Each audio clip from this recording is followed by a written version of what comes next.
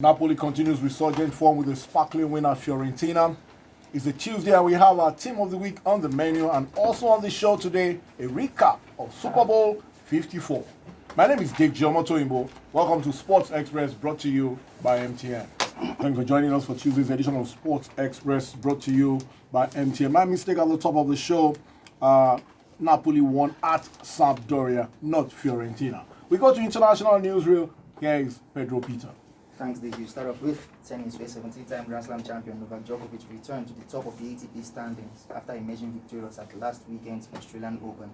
The 32-year-old Serbian, who captured the record-extending 8th Aussie Open title, has now been world number one for the last 276 weeks in his career, while Rafael Nadal, Roger Federer, Dominic Thiem, and Daniel Medvedev all complete the top 5. In the WTA circuit, Australia's Ashley Barty is the number 1 ranked player in the world, ahead of Simona Halep, Karolina Pliskova, Elena Svitolina, and Belinda Bencic, who occupy the top 5 places, while Serena Williams and Naomi Osaka are ranked 9th and 10th, respectively. To golf, 4-time major winner Rory McIlroy is set to return to the summit of the world rankings, replacing Brooks Koepka as world number 1. The 30-year-old Northern Irishman, who finished joint third in the Farmers Insurance Open at Torrey Pines last month, will be the sport's top-ranked golfer despite not featuring in this weekend's AT&T Pebble Beach event, ahead of Brooks Koepka and John Ram, who both will miss the tournament as well. McIlroy is making a return as world number 1 for the first time since 2015. To Formula 1, Red Bull team boss Christian Horner has stated that he trusts the judgment of Formula 1 bosses over whether to cancel the Chinese Grand Prix as a result of the coronavirus outbreak. The race, which is due to be held in Shanghai on April the 19th, is now in doubt due to the virus outbreak, but Horner claims he is confident F1 bosses would make the necessary due diligence about delaying, postponing, or cancelling the race. Elsewhere, Red Bull driver Max Verstappen insists he can't beat 6-time world champion Lewis Hamilton to this year's world championship as long as his car is good enough. Lastly, to end the basketball results of NBA matches, Orlando Magic beat the Charlotte Hornets 112-100. New York Knicks beat the Cleveland Cavaliers 139-134. Boston Celtics were too good for the Atlanta Hawks 123-115. Caris LeVert with 29 points helped the Brooklyn Nets beat the Phoenix Suns 119-97. Dallas Mavericks overpowered the Indiana Pacers 112-103. Golden State Warriors improved to 12-38. beating the Washington Wizards 125-117. Memphis Grizzlies powered past the Detroit Pistons 96-82. Miami Heat squashed the Philadelphia 76ers 137-106. Sacramento Kings toppled the Minnesota Timberwolves 113-109. And lastly, the LA Clippers beat the San Antonio Spurs 108-105. Thank you very much, Pedro. We're staying stateside because after the break, we serve you a review of Super Bowl 54. I have 2 gentlemen in the house to do justice for that. We'll be back. On the show today, in place of the Nigerian sports team, will serve you a comprehensive review of the Super Bowl. And joining us in the studio, Tosin Adeniji, who is still beaming from his correct calls at the start of the season and on Friday concerning Kansas City Chiefs and Patrick Mahomes, are making a return. Our in-house regular NFL analyst, Shokwe Drodola.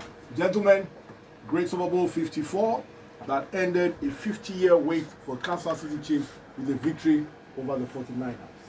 I like the rhyme in those numbers. Kansas City Chiefs 31-20 over San Francisco 49ers. Shokwe, your thoughts on the game generally? Well, I mean, for the Chiefs in this postseason, it's been all about comebacks, and that's what they did again. The 3 matches they played in the postseason. First game against the Texans, down by 20. Down by 24, won the game by 20. Against the Titans, down 10, won by 11. Repeated that same feat in the Super Bowl itself. Happy for Andy Reid. He used to be known as the best manager not to have a ring. Now that tag is gone.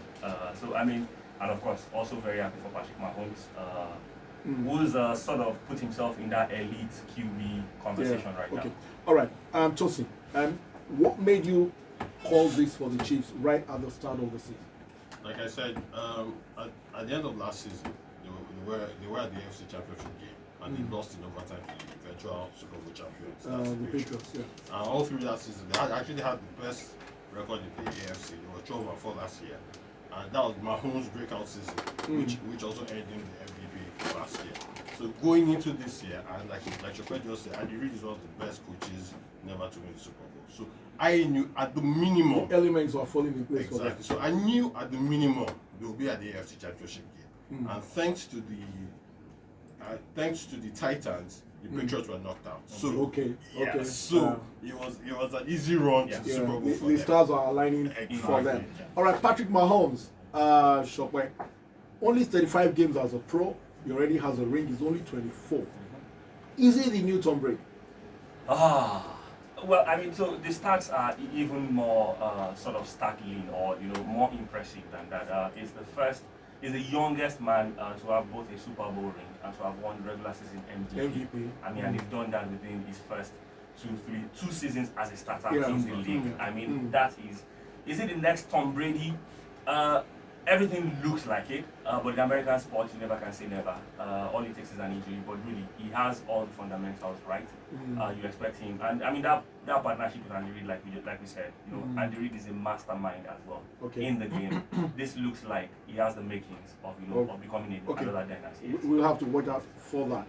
What could the 49ers have done differently in this game? Just the fact that they led by 10. What could they have done differently, Tosin? Or is it that the offense, the fourth quarter offense from the Chiefs was just too much for them to cope with? You see, the 49ers' strength has always been their defense. But unfortunately, their defense didn't come to the game when it mattered most. That was in the fourth quarter. Yes, the pass rush was getting at Mahomes time and time again. But one thing with Mahomes was that there was a play Mahomes made that he ran for 13 yards on a 2nd and 19. Bosa had him, but Mahomes broke the tackle and made 13 yards. So those are in Super Bowl fine margin. Those are the fine, especially in the NFL. It's an interception here, a missed tackle here, and that determines how the game will go. Interesting stuff. Okay, let's address the elephant in the NFL room. Tom Brady, 42 years old, free agent, 6 rings, the most by anybody in NFL history. Is he retiring? Is he staying with the Patriots? Is he leaving? Is this the end of that Tom Brady, Bill Belichick dynasty? I mean, what one would give to be a fly within within Fly Tom of the Brady's bedroom, and and Belichick's bedroom. He's and already Kraft's said he bedroom doesn't want to themselves. retire. So I mean, it looks like he'll be looking for that last big payday. So whether he stays with the Patriots, we don't even know. But is it? It looks definitely like it's the end of that dynasty. Okay. Whether it will be broken up or whether they will still stay together for another season, we don't know. But I mean, I think they're done. Final question to Tosin, still on the same theme. Should he retire? Does he run the risk of souring his legacy if he continues to play? No, I don't think so. They have great guys in the past, like the former 49er quarterback Montana that left this same Kansas City, then actually made the AFC Championship game when he was in Kansas City. For me, Tom Brady, there are rumors out there that he could either go to the Las Vegas Raiders or the Dallas Cowboys. Now, if he goes to the Cowboys, I see another championship game. Wow. The Oracle has spoken.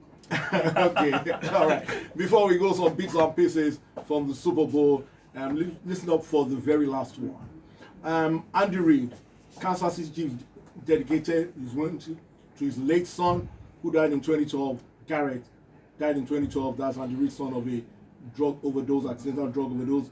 Derek Nadi, defensive tackle for the Kansas City Chiefs, has Nigerian descent. He's of Nigerian descent. That's interesting. Super Bowl 55 returns to Miami, Tampa next year. And listen to this. The most interesting stat. Super Bowl 54 was watched by 99.9 million viewers. But the halftime show, featuring Shaking Waists by J-Lo and Shakira, was watched by 103 million people. You guys, 3 million more watched the halftime show than the game itself. Figure that out. Thank you, guys. That's a Super Bowl review. We return after the break with the World Soccer Report. World Soccer Report on Sports Express, brought to you by MGN. FA Cup replays coming up today. Liverpool plays Shrewsbury. We don't know which Liverpool team and which Liverpool manager will be on the third line at Anfield. Oxford hosts Newcastle and Derby plays Northampton. If Derby wins, Rooney has a chance to face Manchester United in the next round. In the German Cup, Eintracht Frankfurt play Leipzig, Schalke 04 play Hertha Berlin, Werder Bremen play Borussia Dortmund. Ligue 1. Lille play Rennes, Monaco play Angers, Nantes play PSG. It was a terrific game in this area. We'll talk about that after Yemi's Team of the Week. Let's hear you, Yemi. Team of the week this week, thank you, GG. Team of the week this week is a 4-3-3 formation with Philip Pentek of Hoffenheim in goal as Hoffenheim won 2-1 at home to Bayern Leverkusen. At right back is Denis Suarez of Getafe, who had a goal in a commanding football performance for Getafe as they won away to Atletico Bilbao. There's Jafet Tanganga of Tottenham Hotspur, a young man who is on the rise and had a fantastic performance against Manchester City, facing Riyad Mahrez for the better part of the game and doing a full good performance.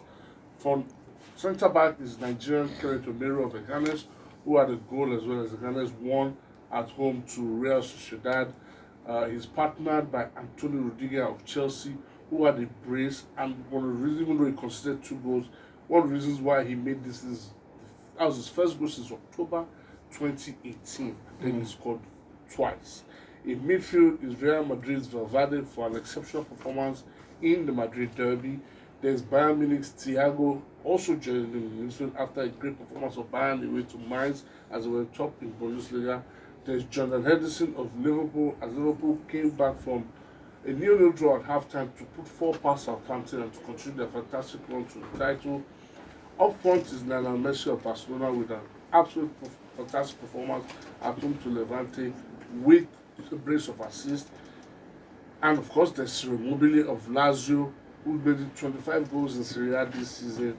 And if for anything, if you have scored 7 goals in 139 minutes of playing for a new club in Germany, you deserve to make the Team of the Week for the 3rd time straight, none other than Erling Haaland of Borussia Dortmund.